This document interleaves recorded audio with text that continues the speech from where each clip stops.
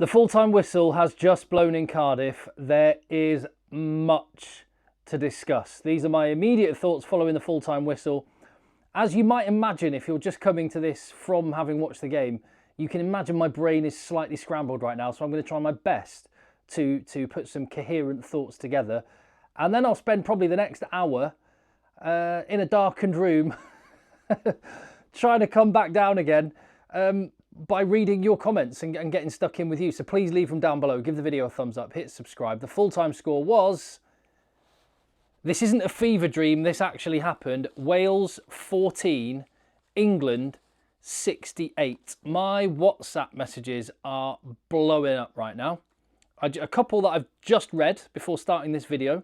One came from a friend in South Africa who said, well, obviously, how's it, Tim, and all the rest of it, and then said, have England fixed their attack, or are Wales just very, very poor, or both? A bit of column A and a bit of column B. Maybe a lot of column A and a lot of column B. Much to discuss. And another one from a Welsh friend of mine. And do you know what? This is one thing I absolutely love about Wales rugby fans. You saw it towards the end when Ben Thomas scored that second try of his, consolation try for Wales. Game already long, long gone. They scored a try. And you wouldn't know it if you just looked at the shots of the people in the crowd. They were just going to have a good time and squeeze what enjoyment they could out of it in what was a 17th straight defeat. They've got a good sense of humour, have Wales fans. And very much tongue-in-cheek, Welsh friend of mine said, OK, this Welsh experiment thing is over. Let's just do what's right and merge the whole country into England. First and foremost, Super Saturday goes into a final game. And we will see France need to win, and they win the Six Nations Championship. England have overtaken Ireland, and at worst will finish in second place. But that was, more importantly, if you're an England fan, as I am, a proud Englishman, that was an emphatic performance that can be a springboard for an England team as they look to grow over the next couple of years towards the next Rugby World Cup. And yeah, it was Wales battered, and I have mixed feelings on that one. As you can imagine, I was delighted. Genuinely, I had nerves today. There were butterflies in my tummy, knowing, I mean, I've been through enough painful matches in Cardiff. 30 points to 3 in 2013. Grand Slam decider, just one of many examples. I did a video on it the other day. Go and have a look at that in the feed. I was genuinely nervous. I think a lot of England fans were thinking, I don't know, it would just be very Wales to go and get their first win in a year and a half against England, against the odds. And especially as the under-20s won last night for Wales. I'm just really happy with a win. But the performance, absolutely delighted. And it just pure power and ruthlessness. But then the mixed feeling is, it's sad to see Wales where they are. We thought they'd had a bit of a bounce. Well, they did have a bit of a bounce under Matt Sherratt and gave that really spirited performance against Ireland. And there was plenty they could cling on to in the game last week for positives. And then this sort of takes them back to where they were a few weeks back when Warren Gatland went, and you realise the scale of the task and the size of the mountain that Wales have got to climb. Also, it was only a few weeks ago, you know, and there were people, I mean, there's loads of comments in the videos I put on the channel. And people said I had a blinkered defence of Steve Borthwick, and I was off my head for kind of defending him. As you'll know, from the Rugby World Cup in 2023, when England got a load of stick, I thought Steve Borthwick did a really good job then, and I could see what he's up to. And I was only talking the other day that I don't think he has got the credit for the amount of change that he's instilled in this England squad. When you look at the number of players that are gone from 2023 and you look at the age profile of the team now, England have one of the youngest teams in the world. And I think the ceiling of this side is massive, really, really high.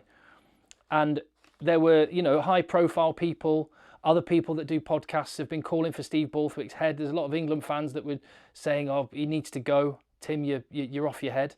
I'm really interested to see what those people are saying now and how they make sense of what they've just witnessed from England, because That was just, yeah, as I say, that was just one team that was much, much better than the other. But England actually delivered. Against a good team, England won't be able to do the sorts of things that they did against Wales. Wales lacked power. England got a few bounces of luck as well. But the finishing was outstanding. I'm going to be really interested to see what the English media, who've been so, I think, unfair and unkind to Steve Borthwick, I'm really interested to see what they say. Because I don't think that was as much of a departure from what Steve Borthwick has been doing over time. In fact, there was times in that match where I was watching it going, oh no, I want to see a bit more structure. It's got too loose, like tighten up a little bit, play some percentages, play kicking territory, go through your set piece a little bit more. Maybe the real innovator is Steve Borthwick. You know, yeah, fine. Rassi Erasmus masterminded the 7-1 split, which France are now doing.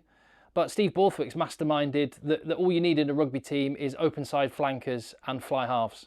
That's it. And also heading the ball, like bringing some football into rugby. England use that to good effect now.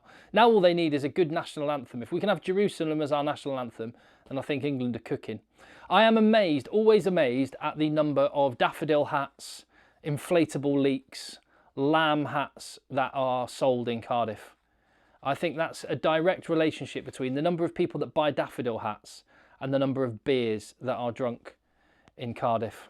And maybe it was the beers that was why there were so many Welshmen smiling even at the end of a game when they got, well, they got absolutely battered. And fair play to Wales for never giving up. There was no lack of effort. There was just a lack of quality, lack of size. And a result like that for England was coming. Someone was going to get England where everything clicked. And I mean, we look through the team. Ben and Tom Curry, absolute machines. So happy for Ben Curry. He's had to sit and watch his brother getting all those caps, British and Irish Lions, World Cup finals. And he's genetically identical. Everyone at Sale Sharks, I live in Manchester, everyone at Sale Sharks say that Ben Curry's every bit as good. And many of them would say if they had to pick one of them, they'd pick Ben Curry. And he's now getting to show that on the international stage. Henry Pollock, there he is. Lisan Al-Gaib, Lisan Al-Gaib. He is the one that was prophesied, our hero and saviour. I jest, obviously, but 2 tries in half an hour on debut. That is amazing. And at the same time, with Henry Pollock coming on, we got to see half an hour of Ben Earl at centre, not just Oscar Jegu, and Eddie Jones was absolutely right about that. What can I say? Let me rattle through some of the first half. England, the first attack from England looked ominous. Wales missed touch. England with really quick ball, winning the contact. And that was one of the big things today, wasn't it? Just Wales couldn't get any punch. They couldn't win any gain line. And that just makes your life so much harder. Suddenly, Thomas Williams, who's had a really good Six Nations, just looked... Yeah, well, he looked like he was having a stinker, but mainly it's because he had no platform to work off. And Alex Mitchell suddenly looked like a worldie of a player again. He's a very good 9, don't get me wrong, but it's a lot easier when the ball is on a plate and the defence are having to move backwards at every breakdown. There was variety in England's play. They were going down the blind side. They were trying cross kicks. Tom Curry, an absolute animal, flashing his little animal print pants before Maro Itoje scored that first try. And then there was a moment, a 14-point swing in the game. Tom Roebuck getting the try. England going edge to edge. Roebuck running over Blair Murray. Blair Murray, really class player, by the way. Really, really like him. Defensively, maybe just like Wales, a lot of skill, not enough power. But I like the look of Blair Murray a lot. But Roebuck went over him a bit too easily. But that was after Blair Murray thought he'd scored a try to equalise things for Wales. A disallowed try after a contestable kick went off a Welsh head. The first of like 4 heads. I've never seen that many in a game. And Thomas Williams offside. Again, that was a moment where my WhatsApp groups exploded. Look, Welsh friends. Well, I've got one here. I made a note of it. A friend called Hoppo who said, "That's a disgrace. The worst refereeing decision I've ever seen." When it comes off your head or shoulder, it's the equivalent of coming off your foot. So Thomas Williams was unfortunately offside. And it seems like a wrong one, but it was correct. And everything was going in England's way. Turnover for held up ball. Marcus Smith coming in for a little group hug.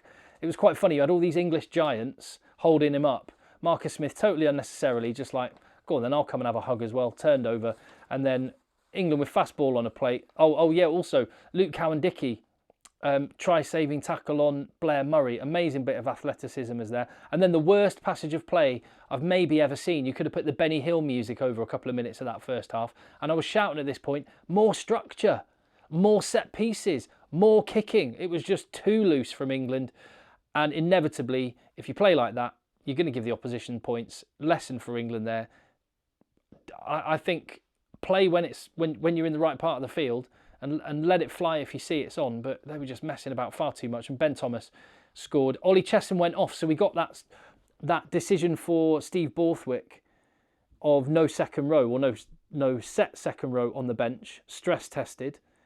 And I guess you could say Steve Borthwick's selection was vindicated. Whether he would do that if we were playing against South Africa or New Zealand or France, I'm not so sure. Well, no, he didn't do it against France. I'm not so sure. But against Wales, you've got to say, well, everything Steve Borthwick tried paid off today.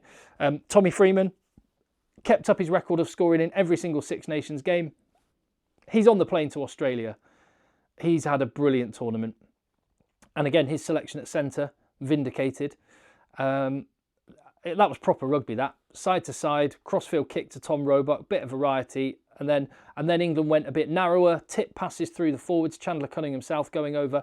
Will Stewart, maybe the most improved player, certainly in the England squad, maybe in the whole Six Nations from one year to the next. He's been absolutely brilliant. And he's going on the Lions tour, and he might even be a starting test Lion the way he's playing. Footwork again, little sidestep against Italy last week. Sidestep as he went in for a try this time. And the complexion of the game looked ominous from Wales's point of view. 7 points to 33 at half-time. Wales didn't play that badly in the second half.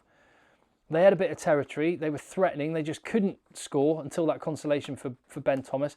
And England soaked up all that defence. Ben Curry with an amazing turnover on his own line. Ben Earl with a brilliant turnover. And 30 minutes of trying how it goes in a meaningful match at centre. I would love to know, was Tommy Freeman injured? Or did Steve Borthwick put Ben Earl there for an experiment? And if it was the latter of those two, then fair play for being brave, and how good to have got that experience in a meaningful match. But also that tells a story in itself of where Wales are at, that if Tommy Freeman wasn't injured, then England were using it as a bit of a training exercise. Henry Pollock comes on.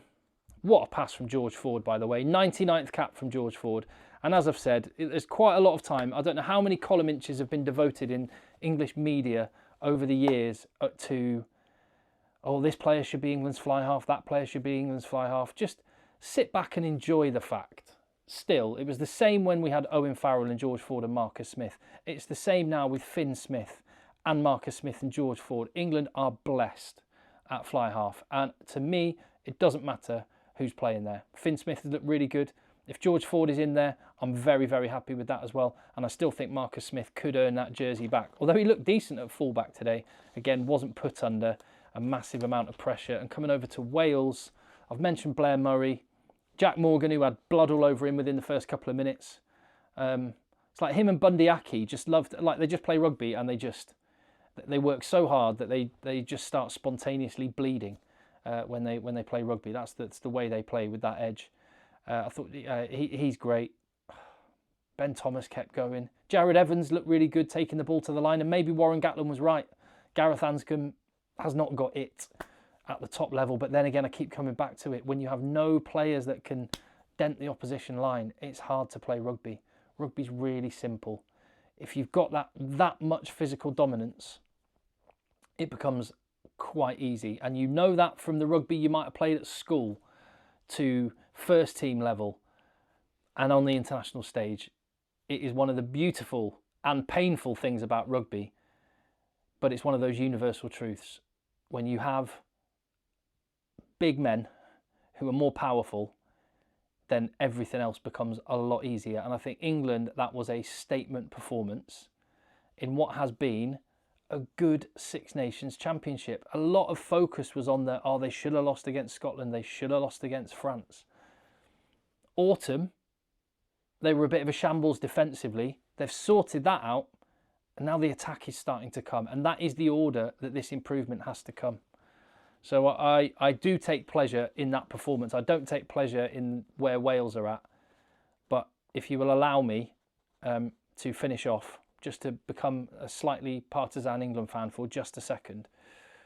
Aled Jones, Charlotte Church, Stacey from Gavin and Stacey, Rob Brydon, Tom Jones, Sir Anthony Hopkins, Ivor the Engine, Gavin Henson, Ryan Giggs, Gareth Bale, Hadley Parks, Shane Howarth. Your boys took a hell of a beating. I'll see you on the next one.